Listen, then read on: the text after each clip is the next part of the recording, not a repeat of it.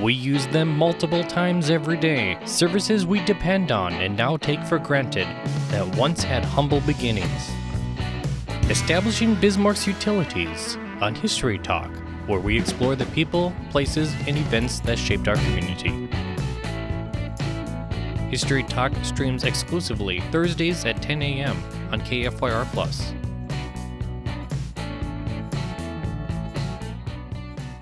Other than the telegraph line, which was set up alongside the railroad as construction progressed, Bismarck's first utility was the waterworks, established in 1886. Bismarck's Waterworks was originally a private venture established by Alexander Mackenzie, famed political boss and businessman. The system was crude and inefficient, pumping unfiltered river water through a system of pipes. It was problematic, frequently clogging with river silt or becoming frozen in the winter. Bismarck's Waterworks remained a privately owned system until 1923, shortly after Alexander Mackenzie's passing, when residents passed a bond measure to acquire the water department and fund a filtration plant. The city acquired Bismarck Water Company for $265,000, down from the original asking price of $318,000, offered by company head Judge George Flannery, who was executor of Mackenzie's estate. Construction immediately commenced on the new filtration plant, and bids sought to renovate the water plant. Expanding the electric service in Bismarck contains one of the funniest stories in Bismarck's histories, painting an interesting portrayal of Bismarck's early politics between an ally turned foe. Electricity first arrived in Bismarck in 1883, although it wouldn't become widely available to private citizens for some years to come. The original capital was the first thing lit by electricity in Bismarck, having been wired for electricity during construction. While Hughes Electric is often credited with pioneering local electric service, it was actually Charlie Thompson and Charles Gilman who were first granted authority, known as franchise rights. It was in his role as general contractor in constructing the original capital that Thompson acquired an 8-light power plant from Vanderpool Electric Light Company in 1883 and wired the capital for electric light to be powered by these generators. For the sake of historic comparison, this was only 4 years after Thomas Edison invented the first viable incandescent light bulb, and the year after, he founded his namesake Edison Electric Illuminating Company. The first public power plant was completed in June of 1887, along with 100 electric poles, and service began June 15th. At first, service was extremely limited. The city government was the first subscriber, implementing 9, quote, arc lights of 1,200 candle power each to artificially light its streets.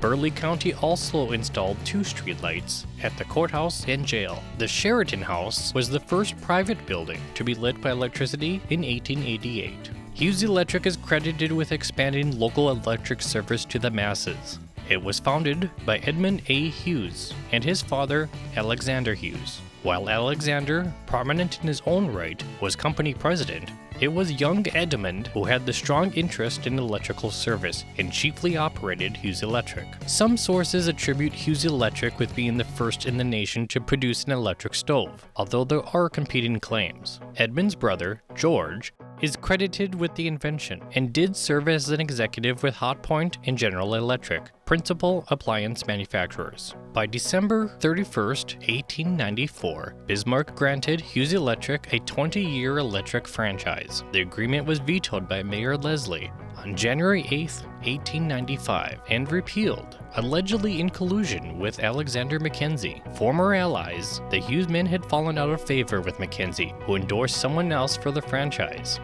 This erupted a long-lasting adversarial relationship between the men. Edmund Hughes, by the way, was superintendent for Mackenzie's Waterworks not much before. His father, Alexander Hughes, is credited alongside Mackenzie in securing Bismarck as capital in 1883. The city commission overruled Leslie's veto, but that didn't end the conflict. Like a pack of schoolyard bullies, the Mackenzie gang were unrelenting in their childish pursuit against Hughes. Later that year, the commission voted to expunge any record of the incident. Under the direction of Commissioner Edward Patterson, a Mackenzie ally who would soon become mayor, the commission introduced a new ordinance repealing the original that granted Hughes the franchise. Believing in his legal authority to prevail, Hughes proceeded with erecting electric poles and building a power plant on the northwest corner of Thayer Avenue and 4th 4th Street, on the site now occupied by the Wards Building. The wires were subsequently trimmed and the electric poles cut down, apparently under orders from Patterson and Mackenzie. In response, a lawsuit endured into 1896, when Mackenzie's efforts to undermine Hughes were deemed unconstitutional. Judge Amidon nullified the repealing ordinance, affording Hughes Electric the original contract, and granted an injunction that restrained the city from interfering. That year, a larger 24-hour power plant began operating on the corner of 3rd Street and Front Avenue. Hughes Electric expanded quickly, adding Fargo and other cities to its portfolio, eventually serving 35 towns.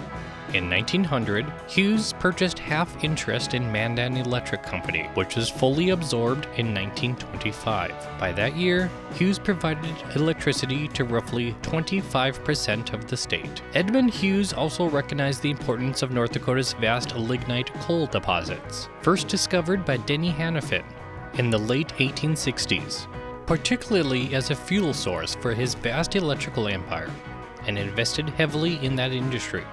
By 1912, his Washburn Coal Company was the largest lignite mine in the world.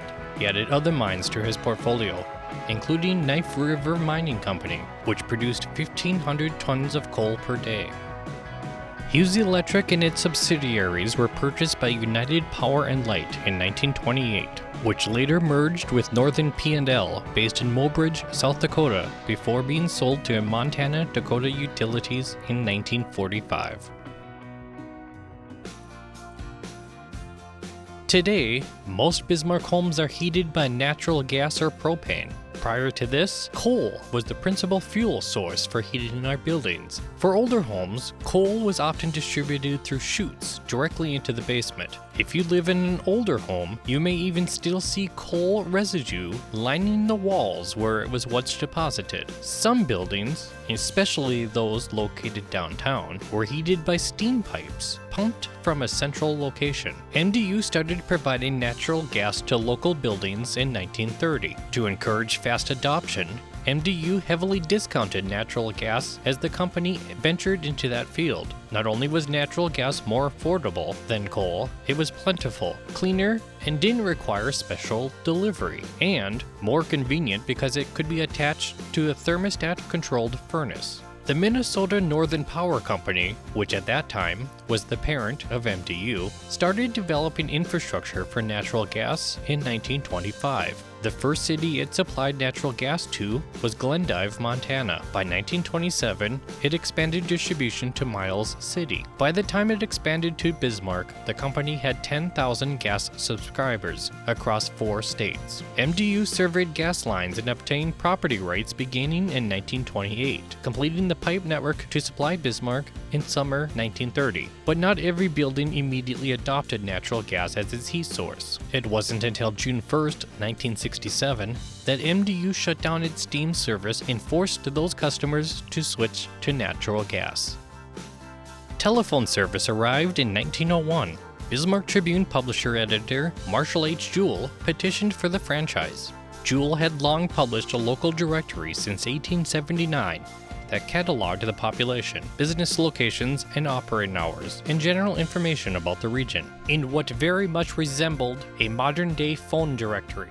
By August, poles and lines were being rapidly installed. The new telephone exchange could handle 125 lines. Clearly, in an attempt to appease resistance to adopting the new technology, residential phones were described as smaller and not as clumsy as those being installed at businesses. Phones cost about $14 each, were owned by the telephone company, and included as part of the service bill, which was $1.50 per month for residential and $2 per month for businesses. Telephone operators, located inside the First National Bank building, were treated to a modern electric light system alerting them when someone either made a call to the switchboard or hung up the receiver, rather than the traditional bell. It was said to be easier to monitor which lines were in use. In 1956, Bismarck's telephone system converted to the traditional dial system.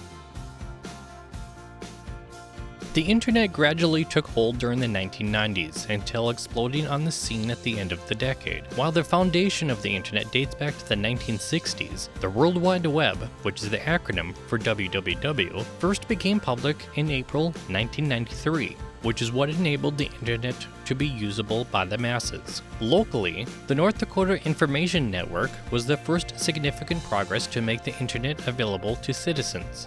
It was a joint venture between the state government and state university system. As a result, schools and government agencies were among the first connected to the internet. Some may remember email addresses along the lines of @sendit.nodak.edu. These were part of the North Dakota Information Network. For many around here, their first taste of the internet was probably through BTInet, which complemented, or in some cases competed, against the likes of national brands like America Online. Basin Electric launched a Basin Telecommunications Inc. in 1995, originally to aggregate long-distance telephone minutes to rural residents, and expanded to include dial-up internet the following year, with initial speeds of 28.8 bits per second. With its services initially only offered to its members, Basin originally expected about 200 subscribers. It soon had 14,000. BTInet still operates today, with expanded services, including cloud storage, through its data server farm. US West is offering training sessions in the areas of agriculture, shopping and entertainment, and healthcare, just to name a few. And it's for adults and children. Let's take a look at the next button up there, the Find button. Just click on Find for a second. That was a look at establishing Bismarck's utilities. I invite you to check out my 2 Bismarck history books. They are available to purchase on Amazon and select local bookstores. Copies are also available at the Bismarck Public Library. Visit bismarckbook.com for more information. Next, we'll learn about the Woodhouse Restaurant and its precursor, Keen's Food Host. Once part of a multinational chain with locations across 17 states and 1 Canadian province. Do you have a topic you'd like to be covered? Email historytalk@kfyrtv.com.